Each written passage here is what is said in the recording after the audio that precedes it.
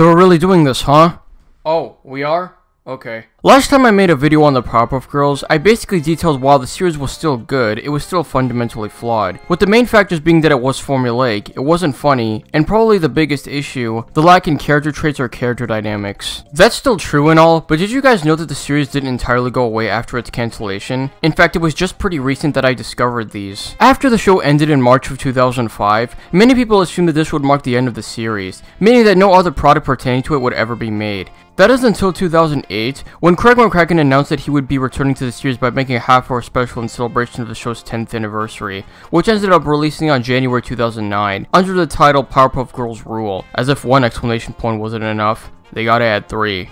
Wow. Short and to the point, it was just your typical get the MacGuffin kind of special, but one thing I was surprised at this was the humor, and I do mean all of its jokes landed on its feet. Would there be how bizarre the execution of the plot was, or how about have all the characters talk so fast? Like, I'm not kidding, they do this with every single line of dialogue within every character. So yeah, in terms of humor, I really enjoyed it, and I was genuinely impressed that the Powerpuff Girls actually managed to provide me with something that's got nothing but bizarre humor that works. But in terms of everything else, it was okay. Although I was not digging the Flash animation at all, I think it looked cheap, but I could excuse it because that's my only negative. So the 10th anniversary special was actually not that bad once I saw it, but did you know that there was actually another special that got announced back in 2013 to celebrate the show's 15th anniversary? Well, I did, unfortunately, because in this video, I'm going to be explaining why this certain special in my opinion is such a travesty. January 2014 saw the release of Powerpuff Girls Dance Pants, and it was fucking shit. Yeah, remember back in November when I said that I witnessed the worst thing to come out of a good cartoon?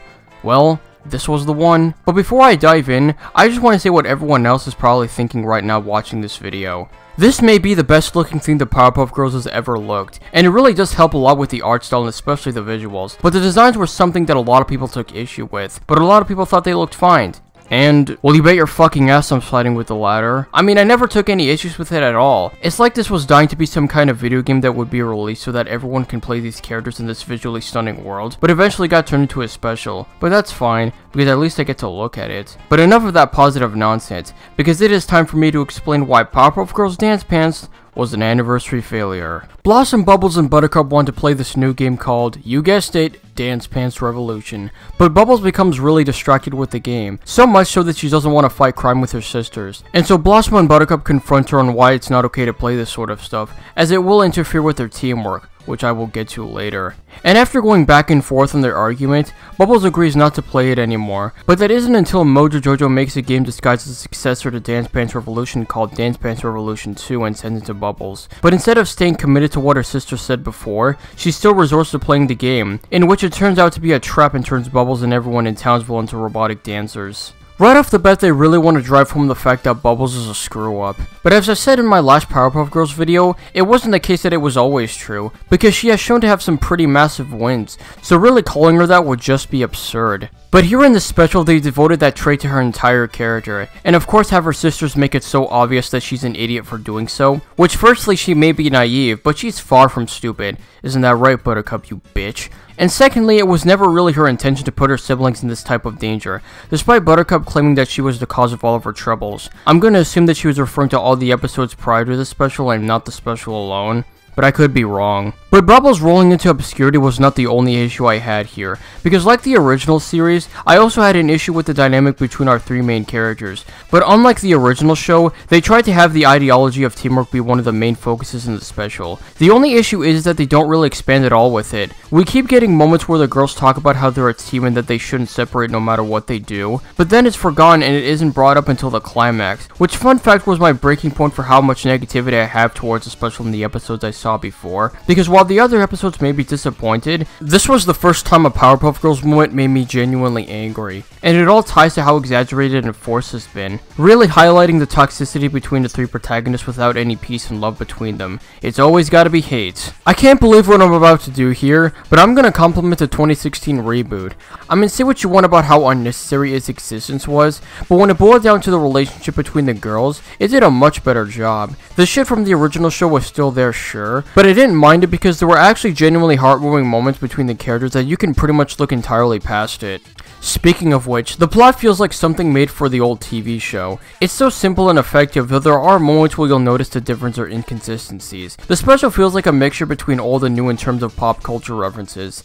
Doesn't mean I have to think it's all good. Right along with the humor too. I didn't find myself laughing at any of these jokes at all, except for one scene where it depicted the girls doing their so-called team tantrum, and while they've never done it before in any of the episodes prior, I still found it funny, at least unironically. There are also things that people will notice that are a few changes that mess with the continuity of the series. I'm gonna point out the obvious ones such as Bubbles having ice breath, which so many people made a huge fuss over, and I can't even see why. Sure, it's really weird that they added it in there, but that was really the least of the special's problems, as everything else was so unbearable. There were also others such as the girls being incapable of doing easy tasks unless they're a team, or Professor Utonium's backstory being changed a little bit, but considering that it was just a special, I don't really see it all that being canon to the show. It just feels more fan-made if anything, so it's like they could get away with adding these simple plot points that were never established from the original series. I won't give the original series a pass either, as it doesn't care that much for continuity either, but at least it was able to be consistent with its characters and their traits, as opposed to coming up with new ones just as an attempt to make them interesting. The presentation is also something people talk about when it comes to the special. As I said before, it looks really gorgeous, and without a doubt the only redeeming factor for this. But as for the animation, I feel pretty mixed. The Powerpuff Girls has always been traditionally 2D in its animation and art style, and only adopted CG once the movie came out, and in the latter part of the TV series too. But here everything is CG and it looks odd. While the animation during the action scenes and sequences is good, individual movements on the characters look stiff, awkward, and jerky. The designs are good for the most part. I like how they gave the girls visible eyebrows. That was a neat little touch, although I didn't like Mojo's design. He definitely had it the worst. I think they overwent it with the details. In the end, Dance Pants was definitely the low point of the Powerpuff Girls series. I always thought it was bad enough just watching the actual series itself, because I have never been disappointed about going back to a childhood series as much as this, and then I suddenly run into this atrocity and it actually almost made me hate the Powerpuff Girls. That may be harsh, but something that I used to love for so long just ended up pissing me off more than it should have. And no other show or special could have done me more dirty than this. I'm really sad that this was the last thing to ever come out of the original show, and it didn't even help that Craig McCracken, the heart of the show, had zero involvement in it. Maybe he knew at some point that it was a bad idea. I mean, it wouldn't be that much of a difference if he did write the special, but at least it would be more tame than what was being shown. Because it's like since Craig didn't work on DP, then that would mean that the writers could do whatever they want with it. Instead of sticking with the PPG lore, they prefer to add some nonsense that wasn't established to a show that it's associated with. So thank you, Powerpuff Girls Dance Pants. You've supplied me with enough shitty content that'll last me up until my 30s. Or not. I'll be over it.